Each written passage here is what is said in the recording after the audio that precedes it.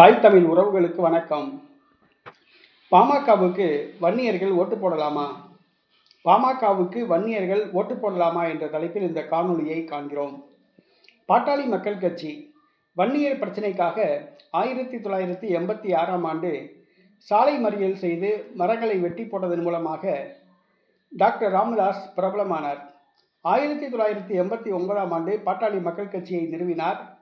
கட்சி நிறுவும் போது நானோ என்னுடைய குடும்ப உறுப்பினர்களோ பாராளுமன்றத்துக்கோ சட்டமன்றத்துக்கோ செல்ல மாட்டோம் என்று கூறினார். ஆனால் அவர் கூறியபடி நடந்து கொள்ளவில்லை. அவருடைய குடும்ப வாரிசான தன்னுடைய மகனை ராஜ்யசபா உறுப்பினராக்கி மத்திய அமைச்சர் பதவி வாங்கி கொடுத்தார். மேலும் பாமகவின் இளைஞரணி தலைவராக அன்புமணி ராமதாஸை நியமித்தார். பின்பு கட்சியின் தலைவராக அவரை ஆக்கினார்.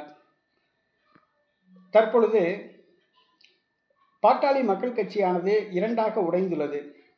என்னவென்று சொன்னால், அவர் தன்னுடைய மகள் வழி பேரனை பாமக இளைஞரணி செயலாளராக நியமித்தார்.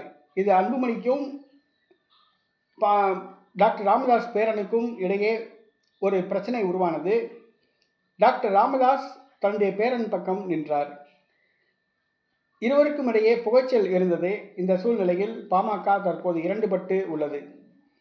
அன்புமணி ராமதாஸ் தலைமையில் ஒரு அணியாகவும் ராமதாஸ் தலைமையில் ஒரு அணியாகவும் செயல்படுகிறது.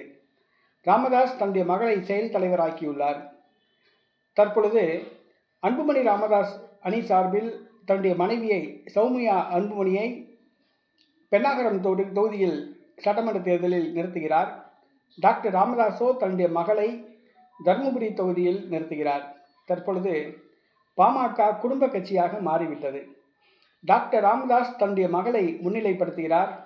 அன்புமணி தன்னுடைய மனைவியை தன்னுடைய மகளை முன்னிலைப்படுத்துகிறார்.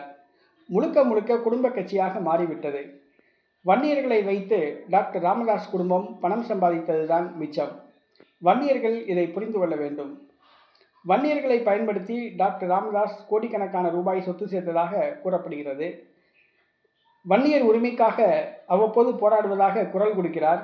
ஆனால் வன்னியர் பெயரை சொல்லி டாக்டர் ராமதாஸ் குடும்பம் சொத்து சேர்த்துள்ளதாக கூறப்படுகிறது. இந்த சூழ்நிலையில் வன்னியர்கள் சிந்தித்து பார்க்க வேண்டும். பாட்டாளி மக்கள் கட்சியை குடும்ப கட்சியாக டாக்டர் ராமதாஸ் மாற்றிவிட்டார்.